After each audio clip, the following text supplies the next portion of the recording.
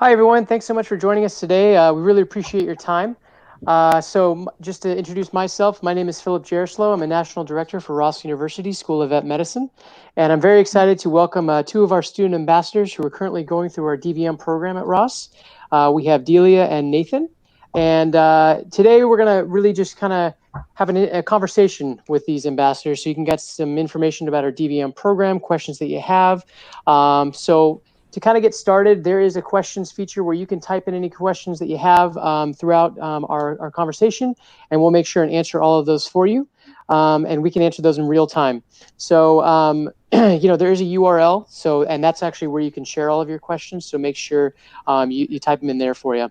So we'll go ahead and start off by introducing our ambassadors first. Delia, do you want to go ahead and introduce yourself, talk about what semester you're in and all that good stuff?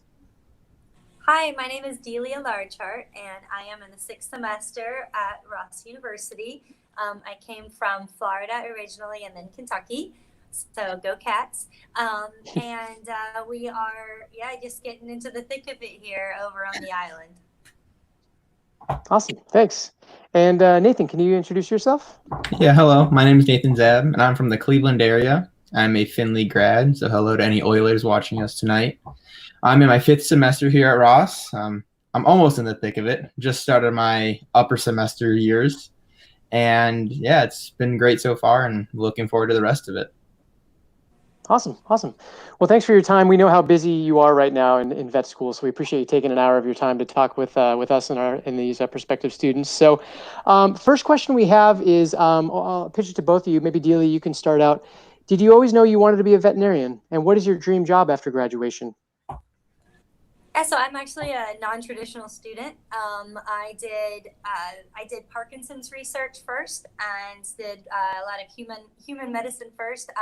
But then I went into veterinary endocrinology and did research and diagnostics for 14 years before I decided to come back to school to get my DVM. Wow, awesome. How about you, Nathan? I'm traditional. Sorry, I don't have a fun story. Yeah, I was the little boy that always went to the vet with my parents and fell in love with it.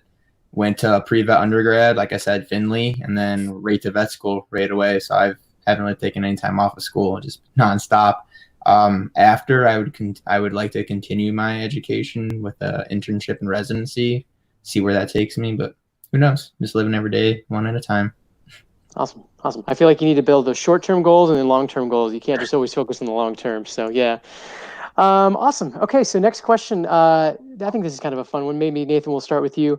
What is your favorite class that you've taken at Ross Vet so far?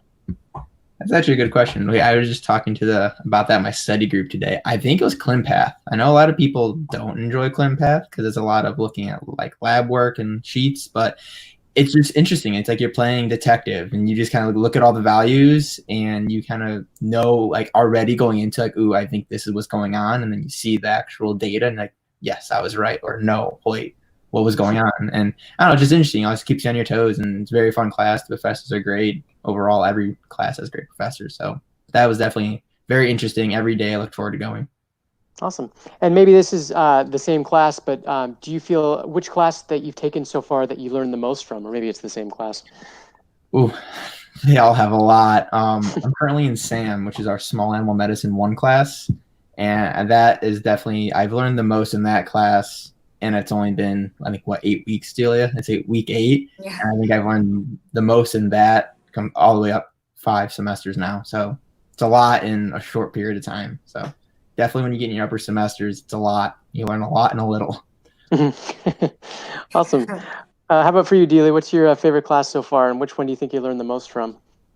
Yeah, so my favorite is definitely pharmacology. I always said that we had the dream team with the pharmacology professors. So we had Dr. Shakri, Dr. Bucknoff, and Dr. DePedro, and they were amazing. They taught us so much and absolutely loved them, but loved them as people too. So when I got the opportunity to become a TA, I'm actually the TA for pharmacology because I wanted to be able to work with those 3 again. So that's definitely my favorite. I loved it. It was an amazing class, amazing people, and they really were invested in us. And so that made a big difference. I've learned a lot. Yeah, I mean, really the medicine classes, it just starts bringing everything together. So you have all these classes that you take that seem to make no sense together. And you think, what is the point of bringing all of these different classes? And you get into medicine and all of them just start doing like this together. And you go, oh gosh, okay, I need to pull this from this class and this from this class. And, it just all starts fitting, and it's really exciting to see and to be able to work it together, and everything kind of becomes a puzzle that you pull the last 2 years of your education to be able to do. So it's pretty neat. And just kind of a follow-up, so do you feel pretty supported as you're going through these obviously very challenging courses and whatnot? So yeah, I mean, it depends on your classes. Some of them I feel like you're more, you need to get it done and you do it that way. And then some of them we have some of the best professors here. And I think as far as our professors are concerned, if you take the time to reach out to them, they're going to be there for you. And if I know I've called Dr. Shakri and Dr. DePedro before, or I've emailed them both, and they've said, give us a call. And I've had an hour-long conversation, and that I just don't feel like you get that a lot of places. You don't get that one-on-one, but for us here, they really will just say, whatever you put into it, they're going to give back to you. Awesome. All right. So next question, I guess I'll pitch this to both of you. What was the experience like moving to Ireland and getting used to the new setting? And how do you like island life? Maybe Nathan, you want to go first? I miss it. I'm back in the States. Delia is loving and living up the beaches. I'm jealous. But I love it. And it's not hard to get used to looking at some white sand and a nice blue ocean every day. I'll tell you that. I am a freeze body. I'm from the north. Like I said, I'm in Ohio, and I was never acclimated to Ohio. And I'm back in the north, and I'm not happy. I miss my warm. I got so acclimated to the island that when it got dark and windy, like 70 degrees, I was cold and 70 degrees. And I think it's like 30 right now in the Northeast, and it's not fun. It's not really, I never had a problem acclimating. I mean, I went away for college. I know that can be a problem for some people, being first time away from home, especially in a different country. But I went away for undergrad, so I already had that kind of independence, cooking for myself, shopping for myself, not relying on my family. And then, like I said, I'm from Findlay, and it's a very small town surrounded by cornfields. And I always tell the Findlay grads that I always send emails to that it's like Findlay, but instead of cornfields, it's beaches and oceans you're surrounded by now. So it's a lot better. How about you, Delia? Yeah, I fell in love with it right when I got here. So I tell people when they come that if you accept the way things are here, it just makes it so easy to adjust, because life is different here. One of the mottos is rush slowly, and that is true about the island. Things happen on island time, and you have to be on time to class, and you have to have all of your stuff together for school. But the island doesn't work on that time, so you have to kind of get into that feel of the two things. And for me, coming here, we have beaches, and it's beautiful, and we have oceans, but we also have the volcano, and we have hills, and we have like really nice little mini mountains, and so there's tons of places to go hiking. I run all over the place here and love it, and we have horses that you can ride, and it's absolutely incredible and beautiful. And you wake up and you go, I can't believe I live here. This is my life. This is pretty amazing. So the people that are here are amazing too. And, getting to know them. I have so many people who will do anything for you, that will take care of you. And it doesn't matter if you're a stranger, they're going to make sure you're okay. So it's pretty neat. Yeah, and I feel like going through such a rigorous curriculum, but then having this kind of slower life pace really is just kind of a nice balance. And, if you wait 45 minutes to get your dinner, but you're sitting on the beach and waiting for your food, it's not such a bad situation. So it works out pretty well. Absolutely. Yeah, awesome. Well, Delia, this question is for you. It's from Brittany. Has it been a harder transition to come back as a non-traditional student, i.e. second career? Yeah, so I find it, to me, from talking to other people that are non-traditional, I think it's easier. And the reason being is because I already know what I want. I know what I'm going to do. I don't have the same trepidation coming into a class. So if I come in and I have questions for the professors, I'm going to ask them. I'm going to go and I'm going to meet with them. I don't have those same concerns, I think, that I did when I was even in undergrad, you know, and I felt like I couldn't really make my opinion known, or I felt like, oh, this is, you know, taboo to do. I feel like I'm able to kind of push a little bit and get the things that I need to be successful and not feel uncomfortable about that, if that makes sense. So for me, I think it's a lot easier being a non-traditional student. Yes, you do have to go back to school and you have to get back into the idea of studying. But honestly, if you've been working, you're used to having, you know, an 8 to 5. And so I just make that my job. Like, I go to school and then when I'm done, I continue to study until that time period and I'm done. And so it really isn't, it isn't as hard as I think people told me that it would be. So if that makes sense. Yeah, absolutely. And, you know, we were going to admissions, and I will say there's a lot of students that we interview and talk to that come back as non-traditional students, career changers, things like that. So it's not an uncommon thing to see at our university for that type of transition. True. So, yeah. So this is a question for both of you. Maybe Nathan, we can start with you. It's a question from Abby. As a student starting in January, congratulations, by the way. Can you tell me how it's been learning virtually? The professors have done a great job with it. They're very good about being engaging, asking questions during lecture. They'll say, if you have a question, unmute your microphone or type in the chat. Or office hours are not like every time now. Virtually, it's always an office hour for them. I would say the only hard problem I'm having is just it's really exhausting looking at a screen all day. Like on campus, you had class and you got up. Even if you didn't change room, you had you still get a 10-minute break, but you got up to like go outside I try to do something during my 10-minute breaks. I go get a cup of water or I go walk outside, just doing something. That's been challenging, but the faculty and staff have done a great job with labs and lectures and answering our questions and concerns. So I wouldn't be too worried about it. Just to learn how to not get a sore body. Ideally, anything you want to add to that? Yeah, I mean that's so true, and you know we're actually moving away from it now, 6th and 7th semester, because we have labs, and so we've gotten really back into the swing of things with the labs. But you know, I had to have a schedule. I woke up early, even though when classes, you know, at one point our classes didn't start until 10 o'clock because of people on the West Coast. But I still was like, okay, I'm going to get up at 6:30 and I'm going to start my day. And I just made it a very consistent thing. I have a space in my house that's for school. When I walk away from it, it's not school. But when I'm sitting here, that's the focus. And so I think making sure that you have that space for yourself is really important. Yeah, I agree with Julia.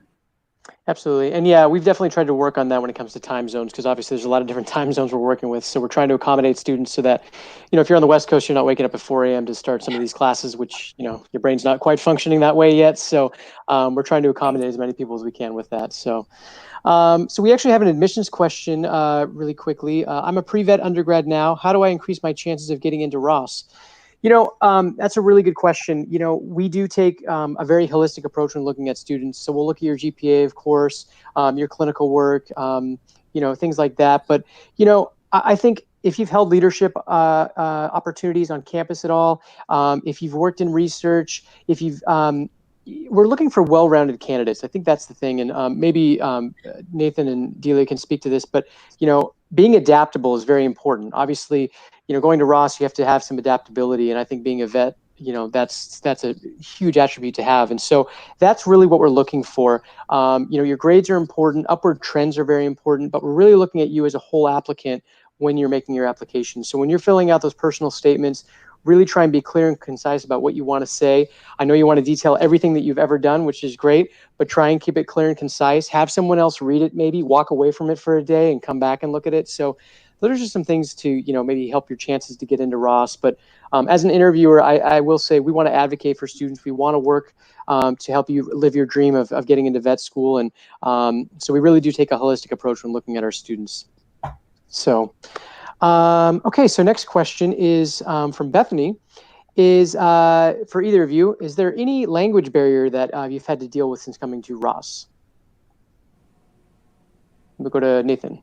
Yeah, I've had no problems. I mean, some professors aren't from America, some are from England or Australia. I've had a couple Australian professors, and I love them. I mean, so they have accents, but there's no language barrier. You can understand what they're saying, and everything's recorded. All of our lectures are recorded, so you can go back and slow them down, pause them, like make sure you hear what you need to hear. But I haven't had no problem. And with our local petitions, I can have conversations with every one of them. They're very good about listening to us too, so like we can get a mutual understanding of each other. Sometimes like they can't understand us or we can't understand them, but it's never been like a problem, no language barrier. It's always been able to figure out what the conversation is about. Awesome. Okay, great. Next question is from Taylor. Maybe Delia, I'll pitch this one to you. What does a typical school day look like?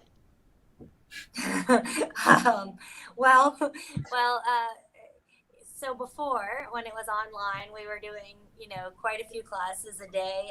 We were doing the online classes, and then you would try and, study past that. But now, I'm actually in quite a few classes that are on campus that are labs. So, for instance, today we had lectures. They had lectures about labs. We had communications labs. We did physical exams. We're doing an aseptic exam next week. So we're doing aseptic practice. So we have clinical seals labs, which are super cool, by the way. It's like one of my favorite places to be on campus. But you get to go in and you get to practice. And so we're practicing for our aseptic. So actually one of my big exams is on Monday. Then once you have the aseptic, then you can take another exam called the Rossie, and I have that in a few weeks. And so that's where you do like basically kind of like a fake spay on a fake dog, and that's to make sure that you are ready for the real thing next semester.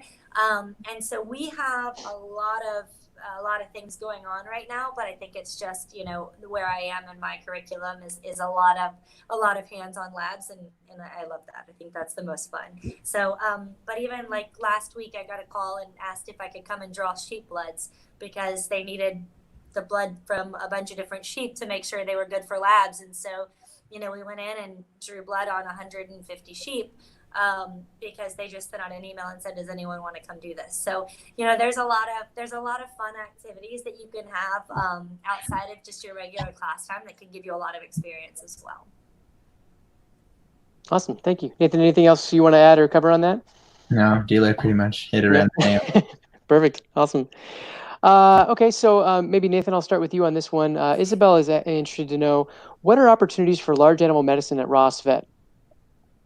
Plenty. We have a not pasture, but a group of cattle, got a group of sheep, goats, horses, and then there's different small animal ruminant club, large animal ruminant club, equine club, and they go out and do local community work with the local herds. So the clubs go out and they just kind of, do like normal checkups or if there's anything that needs to be done. And we have large animal medicine classes. There's ample opportunity. Any type of little niche of that med you're interested in, it's here. It's great. Awesome. Yeah, and I think that's another thing to think about is we don't track at Ross. It is a very broad curriculum with large animal, small animal, get some exotic animal medicine in there. And I think that's a great way to go through the education because some students come into vet school not really knowing exactly what they want to do. And that's kind of the point of vet school is to kind of get exposure to all these different species so you can kind of figure out what you want to do when you graduate. So yeah, there's a lot of work done in the large animal teaching facility for sure. A lot of clubs as Nathan was talking about. So awesome. I do just want to give a quick shout out. It looks like we have got two people tuning in who are looking to apply to Ross Vet that are serving in the military currently. So just want to say thank you so much for your service. And we hope to speak with you soon as you go through the application process. And then we have a question from Skylar. So maybe Delia, I'll pitch this one to you. Do you get to work with any of the island animals? And if I'm interested in exotic wildlife, how much opportunity is there? Yeah, so actually I do quite a bit with them, and I know we're going to go through some pictures later, so you'll get to see a couple of the island animals that we've worked with. But you get to do as much as you like. So there are club opportunities, like where I'm in Vita, and we go out and we work with different clinic days, and we have community time, and we'll go through that in a little bit. But also, I befriended someone that had a herd of horses, and so I actually worked with the horses quite a bit, helped with some foaling, worked with some of the youngsters, some of the babies that are right on the ground. Been breaking a couple of the horses to get ready for tour season.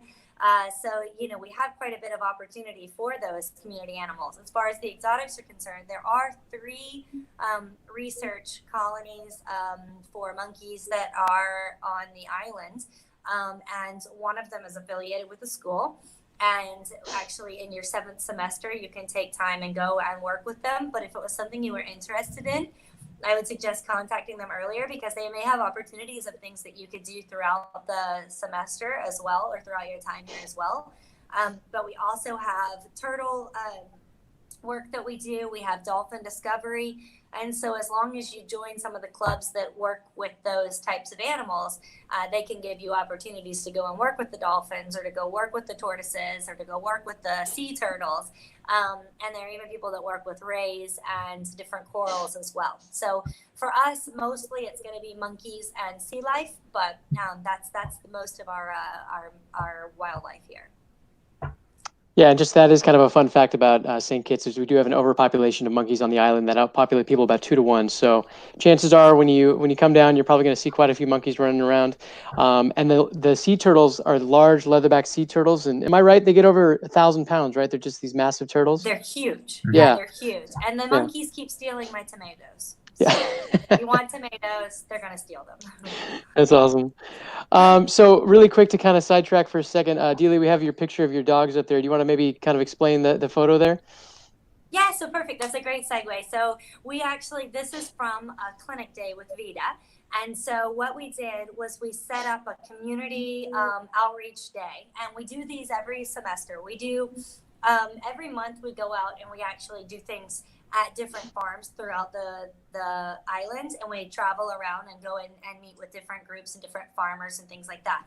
This, though, is the end of the semester. We put on a big thing where we have tents, and there's just hundreds of people that come, and they bring their dogs or their cats, and we do vaccinations, and we do wellness checks, we do dewormers, we do flea and tick. And so these were 2 of the puppies that I was working on this day. But basically we do everything from start to finish. So you have a table that's an intake team, you have the table that's like doing the wellness, you have the table that's giving vaccines, and it's really interesting. And we do all the the workups on them too, like so the 40X tests and things like that. So we have kitten tables, we have dog tables, and we have bad dog tables, which is a lot of fun too, because kind of the wilder dogs, but I really like the bad dog table.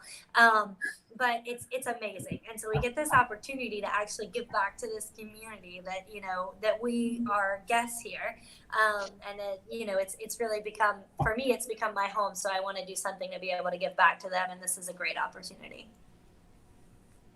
Awesome. And Nathan, why don't we turn to you, so you can tell us about this picture here.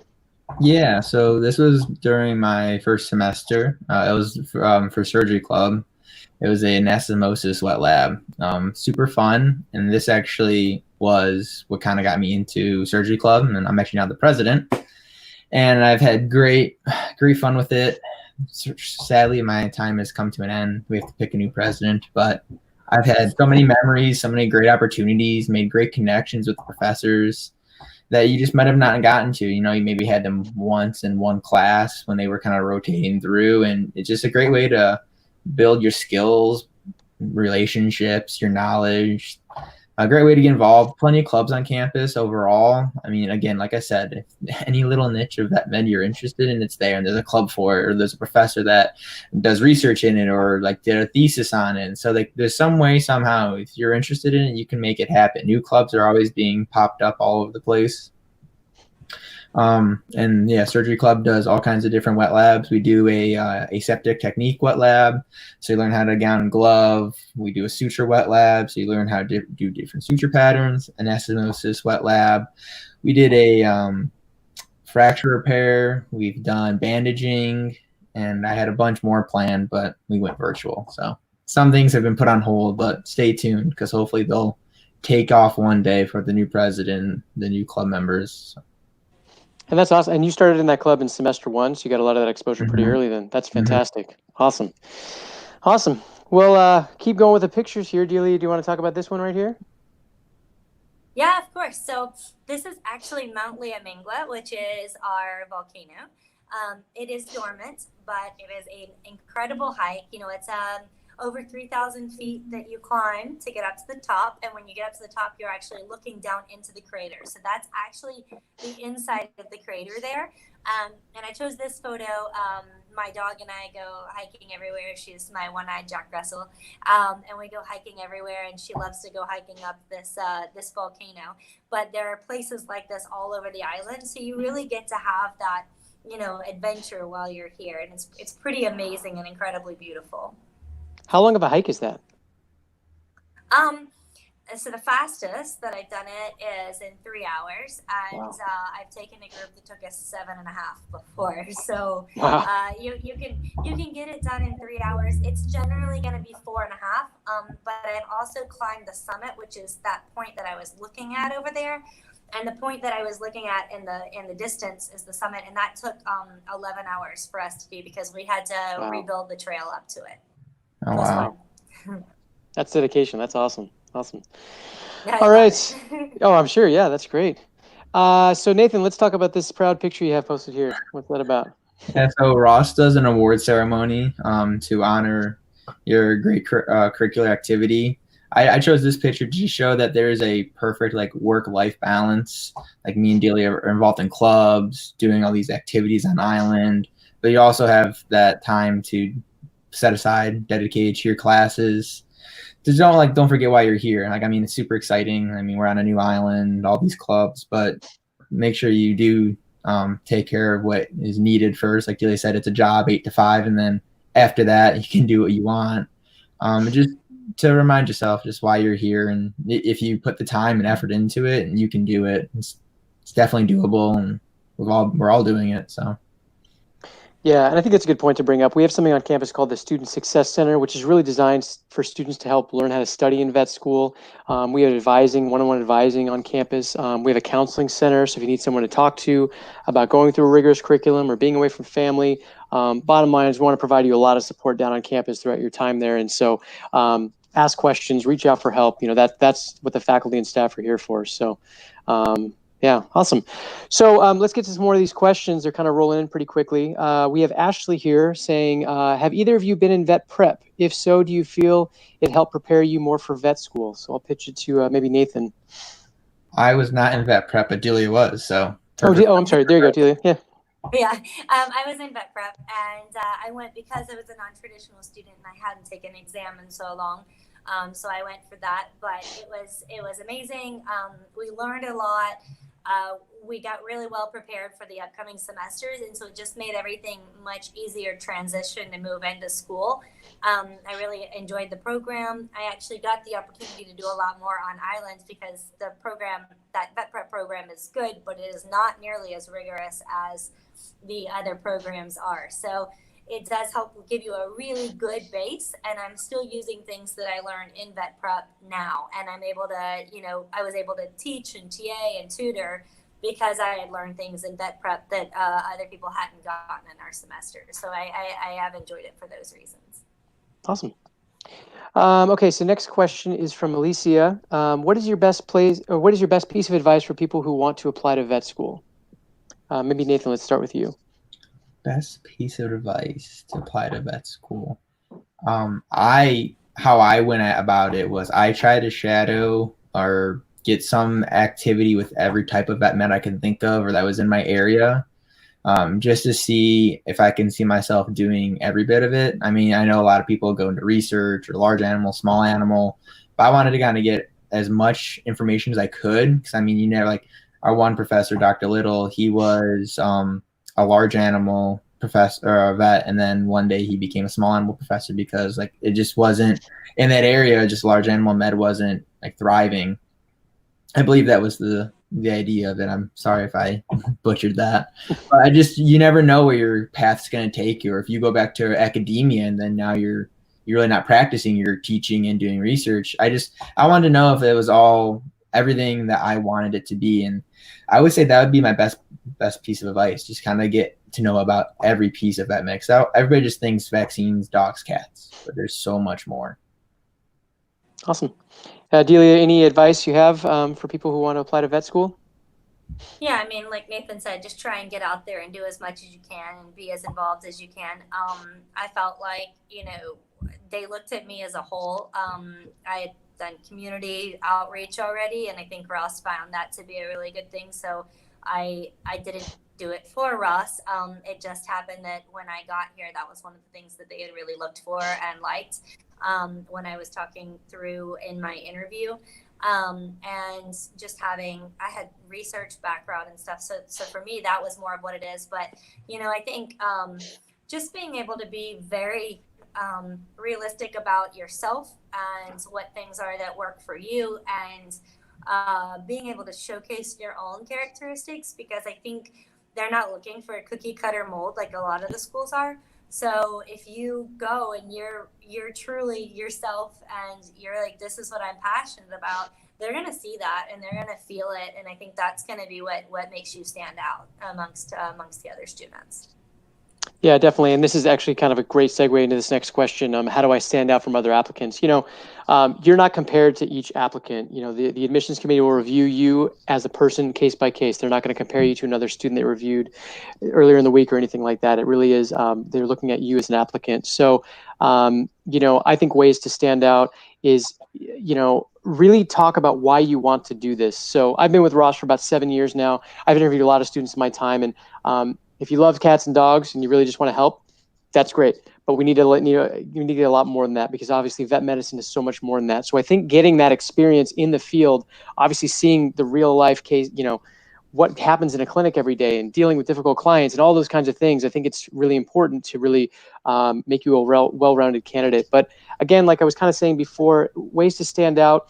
I think leadership opportunities are great ways to stand out, whether it's an organization on campus, even if it's at a job that isn't involved with vet medicine, but you're working in a managerial role or in a lead role or things like that. I think that can stand out a lot for the admissions committee. And then again, if you've struggled in your academic career at any point, but you've really improved as you've gone along, that would be a conversation in the interview as to, what you did to bolster your study skills, or, how did you overcome these challenges? And feel free to open up about those things and talk about that so that we can translate that to the admissions committee. So those are just a couple things that I would recommend. So the next one is from Sydney. I'm starting in January. Congratulations. Am I able to reach out to clubs when I'm starting online, or do I have to wait until I'm on island? Do either of you can answer that? If not, I think I can answer that as well. Yeah, I can. So we Sure. actually do a virtual club fair now. So all the presidents will make a little video kind of just of us talking about our club, what we do, what we used to do when we're on island, what our plans are, what we want to do in the future, what we see us doing this semester. And then all those get put in a Google Drive, and on your own free time, you can go in, click every club. And then we have a scheduled day, 2 days, one weekend, a Saturday and Sunday. There's different times. There's little Zoom booths, and you can pop in, and usually the president for sure, and maybe a couple other. I had my secretary and vice president with me this time, and we're just there to kind of talk. If any questions, anything that you want more clarification on that was in the video. And then a lot of clubs, like we did a virtual suturing wet lab this semester and last semester, and we had a couple virtual just little lectures. We used to call them lunch lectures because it was during our lunch hour, but now we just kind of do them whenever we can. I mean, professors are busy, all of our student classes are different, so we do like lectures. We did a webinar last semester. And there's all kinds of things different clubs are doing to stay active still. So yeah, you can get involved right away, even online. Yeah, and every class that comes in, there's a Facebook page basically developed for that class. And I know that initially there'll be kind of an intro to, hey, these are, the virtual fair that Nathan was talking about. And these are the different clubs that are, offered for the semester. So you can definitely look into it that way. So there'll be a lot of information on that as you're preparing to enroll. So the next one is from Rosa. For the last year back in the U.S. clinical year, how does the process work in regards to the school selection? So I can kind of answer that, and then I'll pitch it over to Nathan and Delia to talk about how they're making their selection or what they're thinking about doing. But basically, we have contracts with 24 schools back in the U.S. And in your 7th semester, which is your last on campus, you will pick your top 4 choices and be matched based on your GPA in vet school and the availability of the school back in the States. Assuming you pass the curriculum on the island, you are guaranteed a rotation spot back in the U.S. And most students will get in one of their top 4 choices when they're making their selection. So, maybe I'll pitch it to Delia first. When it comes to your clinical selection site, how are you going about that? Have you made your decision? Like, what was your thought process with that? And then maybe Nathan, you can go next. Yeah, so we had to turn in our decisions already. So I'm actually going to go to Massey is my plan. So that's in New Zealand. So we also have 9 affiliate schools, I think, that are outside of the U.S. And that's what I wanted to do. And I chose it because I wanted to go to New Zealand. I think that no matter where you end up, you're going to have, a great education. You're not going to have a bad education at any clinics that you go to. So, doing your top 4 is great. Like if you have an area you want to go to, I think that's fantastic. But I don't think any school is going to be really superior to the other. There might be some that have different things in line for them, but I want to specialize afterwards. And so for me, I'm going to have to go somewhere anyway that's going to specialize after I'm done with my year. So I thought I'll just go to New Zealand. And it's a great school. There's a lot to learn there. And people that have been there in the past have really enjoyed it. My second choice was Colorado. So if New Zealand does fall through because of COVID, that's the only reason that I would be back in the United States. So Colorado is my second choice, and because Colorado is really pretty and it's there's a lot of horse programs in it. And then my third choice was Lincoln Memorial, and that's because Lincoln Memorial is really interesting because your clinical year, they allow you to go basically anywhere. So you come in and you go there, and then they send you out to all the different places, and you can choose basically where you go. So I could still go to New Zealand if I wanted to. So that's the reasoning. Awesome. And just a really quick note too, once again, like she said, it's a great way to continue that study abroad experience. And also the schools that are international that we're affiliated with are AVMA accredited, meaning that you would take the NAVLE and still be able to practice in all 50 states when you're finished. So just a great opportunity to do that. So Nathan, I know obviously you haven't made that selection yet, but do you have an idea of where you might want to go, or are you still kind of keeping your options open? Yeah, so one of the things that drew me to Ross is that you can choose where you go after for clinics. So like you mentioned, going into vet school where Ross's curriculum is very broad, so we can get a little taste of everything. So you might have gone in think you want to do small animal med, but now you want to be a large animal med. And this way we can go to an affiliate that is kind of known for that. And that's what I'm looking at right now because I want to specialize in small animal surgery. So I'm looking at all the schools that have high caseloads and small animal and are known for their surgical residencies or internships. So that way I can kind of get a foot in the door and maybe start off there. Awesome. Yeah, and that's the big thing. Region is obviously a big portion of it, but exactly what you're talking about, what fields you're really interested in, what opportunities you're going to have. So that's kind of the decision-making process when you're selecting your school. So Delia, maybe I'll pitch this one to you. After graduating, are you required to take the boards in the U.S. or can you take them at the university? We're going to be in clinics, so we'll take our boards. I believe I take mine in New Zealand, but it's still going to be the same U.S. board.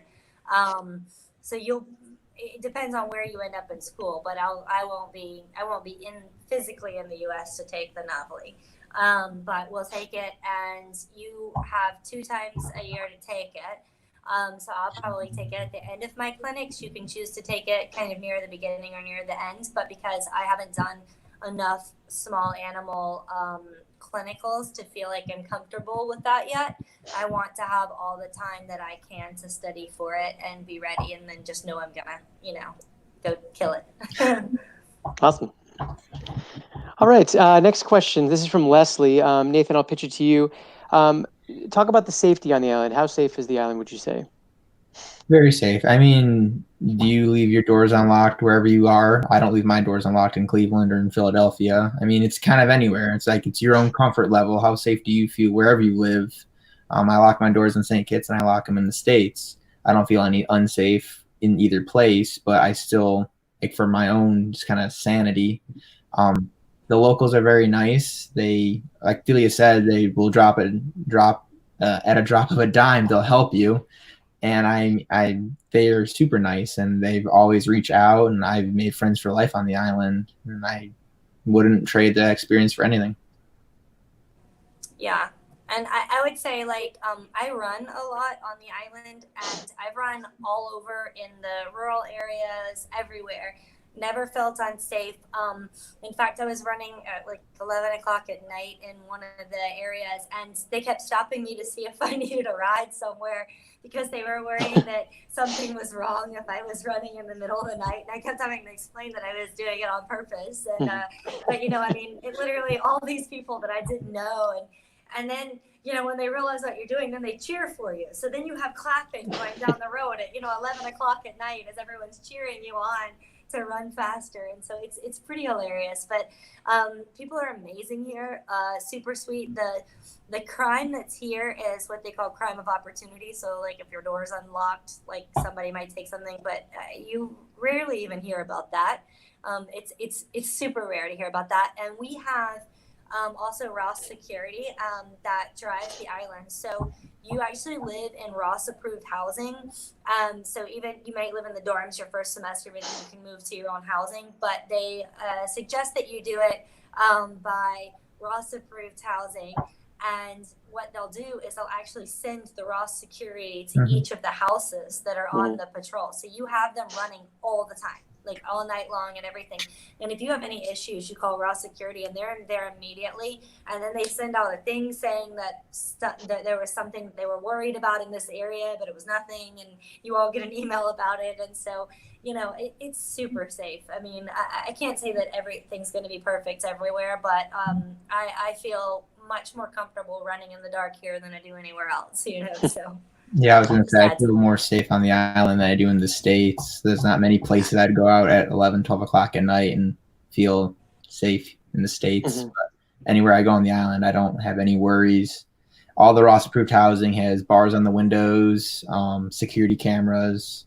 So that's part of, like, the being a Ross-approved. And usually the landlord lives either next to you or above you in the unit. Yes. And they give me coconuts and mangoes every morning. So I don't think it's a nice bonus. Yeah, that either. Mine are British, so they give us tea. So we get tea a lot of times, on the patio. And, sometimes you will have a goat come out of the woods at you in the middle of the night. So that's probably the only thing that's really scared me is when I'm running and a goat pops out in front of you, My threatening goats, It's a lot of fun. My house is in a path of one of the shepherds, so his sheep flock comes 5 o'clock every day, and I get a flock full of sheep, and my dogs love it. I feel like there's not a whole lot of places where we could just have this conversation about what you just talked about. That's fantastic. And also, with the campus security too, if you're, if you need roadside assistance or something, they'll stop by and help you change a tire, things like that. And the campus itself, you have to have a badge coming on campus, whether you're faculty, staff, or student. Funny story, I was there last year for orientation, and I was coming on campus to have some meetings, and I forgot my badge, and I had to sit down with security, talk about who I was meeting with, fill out some paperwork, and I appreciated that they did all that. But, I had my Ross polo on, so it was obvious that I was with the school. But I appreciated the extra step they took there. But yeah, it's a really safe island. So thanks. That's good answers there. So I guess this is for each of you. Taylor wants to know. Maybe Nathan, I'll start with you. Why did you choose Ross Vet instead of schools in the States or somewhere else besides the beaches, of course? Well, I kind of mentioned it in one of my other questions. The fact that if I changed my mind on what I want to do, small animal hasn't changed yet. But I still have 3 semesters, so who knows? But I just having that idea that I'm not limited to where I am. I'm not stuck at whatever school I'm at. I can go to somewhere else that has what the opportunities I want, and it just kind of gave me that little bit of opportunity. And also, I wanted to study abroad. I wanted to get to experience a different culture, to then appreciate the kind of differences more. And I think it's important.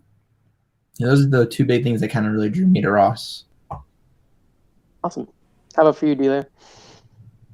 Yeah, so for me, when I was looking into applying to school, most of them wanted you to have your curriculum done in the past 6 years, and obviously mine was 14 years before. So it was a really big negative. And one of the things that everywhere I, kind of looked at, they said, this is not good, this is really not good. When I came to Ross and started talking to them, it wasn't just that they said it was fine. They actually said, "Oh, we love this. We love this about you. We love the fact that you have all this research. We love the fact that you've done this lab work. We love the fact that you've been out in the field or on the racetrack and all those things." And they thought it was amazing. And so I went from having this kind of sad, "Oh my gosh, what have I done? I'm going to school, but I can't." It's a negative. If I go, they're gonna say, "Oh, well, you're kind of on the bottom of the barrel."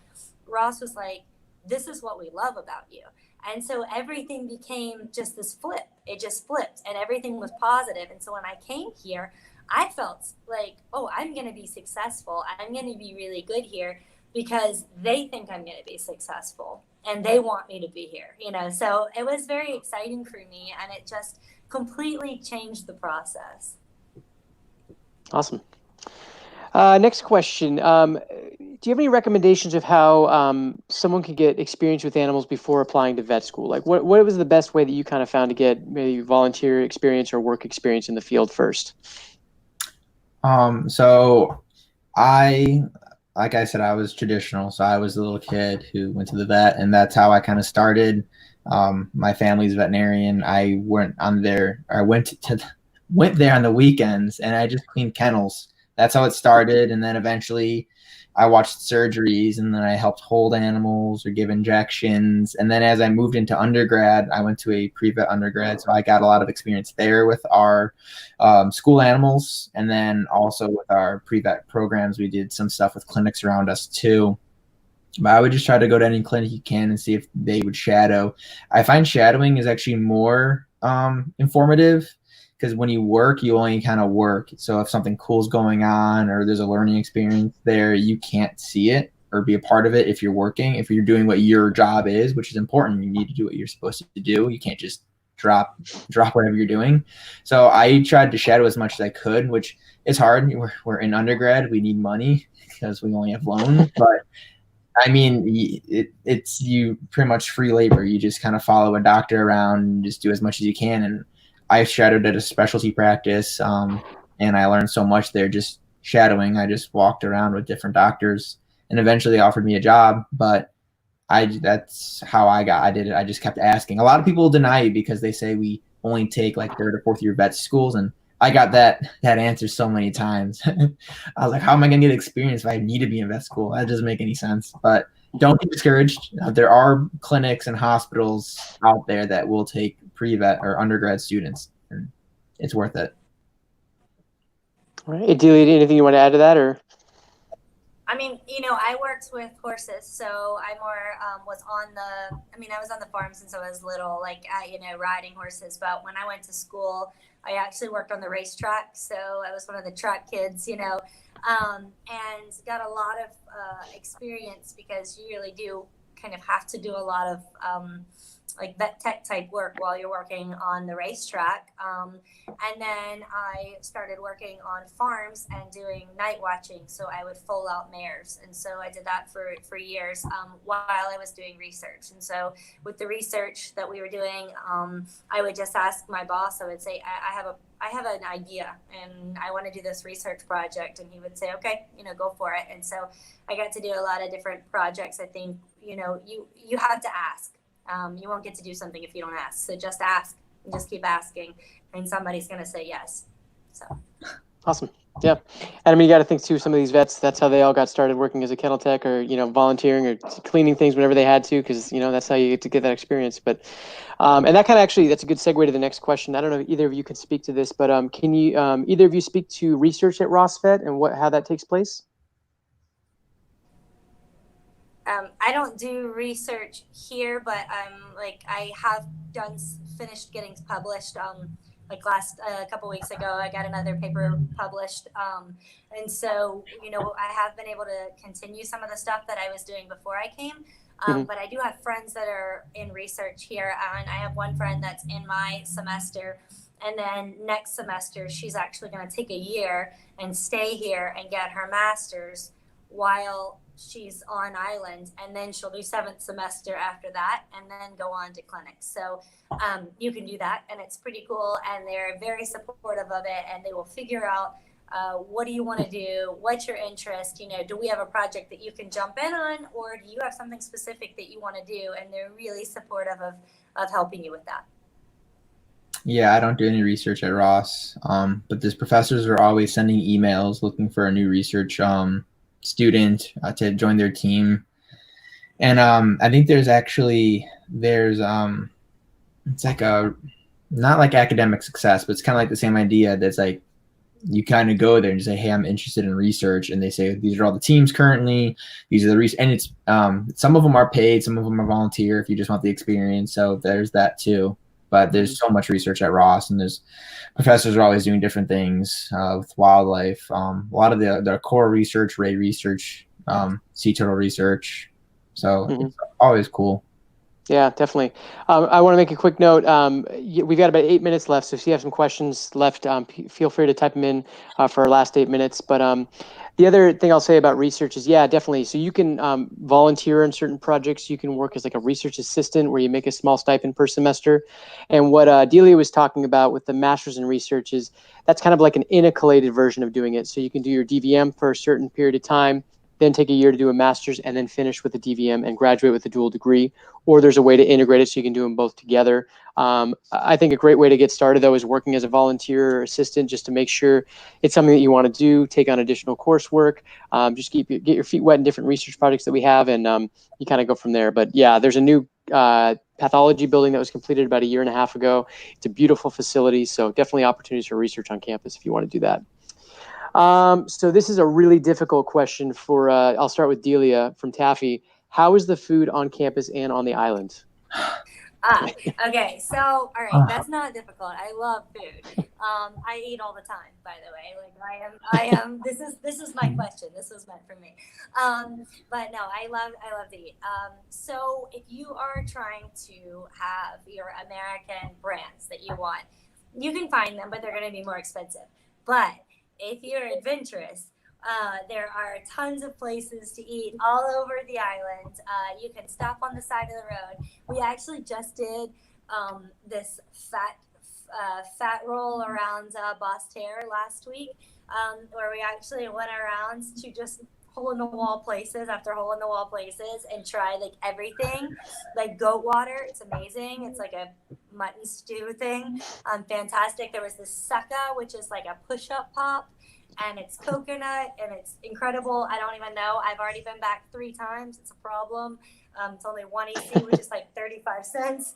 So I should never have known about that because I am all about the succa now. I go there all the time. Miss Irma, she makes it. It's amazing. But we met Miss Morris, who has these great Johnny cakes. I mean, literally, you go everywhere, and they're like so excited. They're like, oh my gosh, you're coming to try stuff. And they're like, do you know where you are? And we're like, yeah, we want to try things. And they all just give you tons of food, and you just have this great time. Campus has good food too. We have lots of little vendors and everything, and so it's a lot of fun. But I'm telling you, if you have any sense of adventure, you got to get in a car or get on foot and just go around the island and eat all kinds of amazing things. And I am very passionate about this topic. Yes, Sandra, very passionate. I love food. Yeah, I'm having withdrawals. All right, Nathan, your turn. Yeah, I'm having withdrawals from not being on the island. I miss my food so much there. It's amazing. I can't tell you enough. Adventurous or not adventurous, there's still like local places that do like a different spin on it. Spratnet, the half a lobster on the grill with some ribs, some chicken. It's amazing. The little hole in the wall places are the best. Favorite. I've had breadfruit. It's kind of like mashed potato. It's like almost like a potato, but it's way better. Yeah. It's hard to. I don't know. It's hard. It's so good. And there's every type of cuisine: Indian, Thai, Chinese, Japanese, Italian. Chow is like the Italian place on the island. Nathan, didn't you have food made for you too? Oh, yes, by the best ever chef, Joey.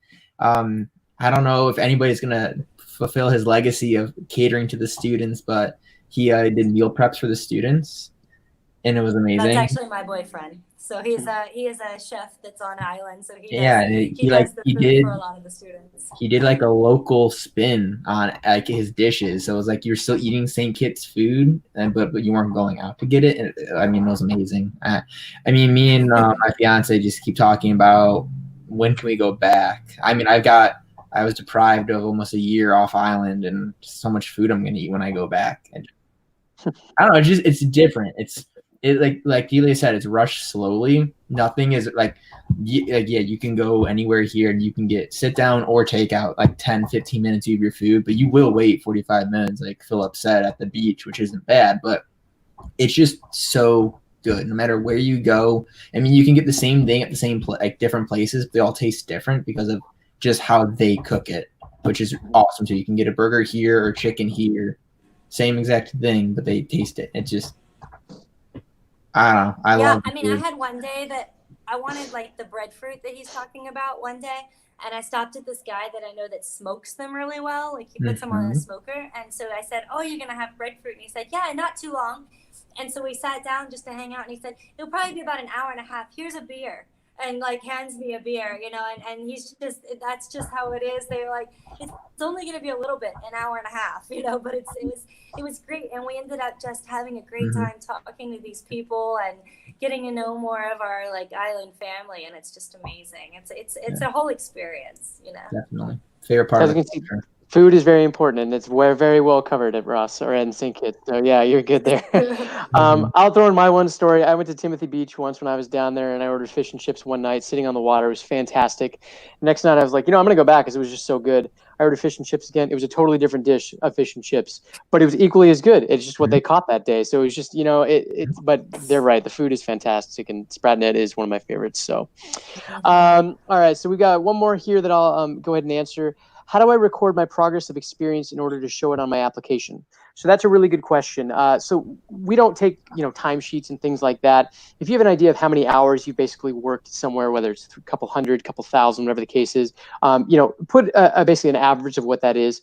But we do require a professional letter of recommendation from a DVM, and they're the ones that are really going to highlight the hours that you've spent there. So if you showed up maybe once a week, didn't really show up for many hours, don't have a lot of experience there, the letter is going to tell us that. If you were there all the time, put in the hours, stayed late, things like that, that's going to kind of show us how much time you really spent there. So I guess in theory, it's kind of an honor system, but the professional letter of recommendation from the DVM is really going to showcase us, how many hours you've put in. So before we wrap up, I kind of want to pitch it back over to our ambassador to see if they have any last words of advice for future Rossies turning in or tuning in or anything like that. So Delia, do you want to get us started? Sure. It's very exciting, and I'm excited for you guys that you're starting out on this process. It's going to be amazing. If this is what you want to do, you do it. I have people that said that they applied multiple times and they just kept listening to what the people told them to do in the application process. And they said, this is what you need. This is what you need. And they just kept working at it and they were here. It is absolutely something that's attainable. And when you get here, understanding that you are chosen to go here because you should be here, and to be excited about it, and to know that you're going to be successful, and that everything that we can do, I know for like us as students, us as ambassadors, but also us as like the professors, everything that we can do to make it better for you, we're going to do the best that we can. And it's going to be an incredible adventure. It's just very exciting. So I'm so happy for all of you that are looking to come here. Awesome. How are you, Nathan? Yeah, Delia did a pretty good job, but just don't give up. I mean, if you really want to do it, set your mind to it. And like Delia said, like Ross chose us to go to the island. Like if they didn't think we can handle it, they wouldn't have accepted us. So think of it that way too. I mean, obviously you meet the academic needs and all the requirements, but it's also a character kind of interview too. Can you handle it? Can you do well there? So knowing that they think that you can live and thrive in a different country, I mean, that's pretty impressive. So if they can believe, then you should believe in yourself too. Yeah, awesome. Well, thank you so much for, again, I know how busy you two are, so I really appreciate you taking an hour to chat with us, talk some food about St. Kitts and all the other good stuff we talked about today. Thank you all for tuning in. There's a URL pinned to the top of your page, whether you're checking us out from Facebook or YouTube to get more information. And also, like I said, I work in admissions, so please feel free to shoot me an email about questions you have, transcript reviews, anything like that. We're here to help you through the application process. But thank you two again for your time, and thanks everyone for joining us. Have a great afternoon or evening, wherever you are. Thank you, guys. Bye. Thank you. Bye-bye.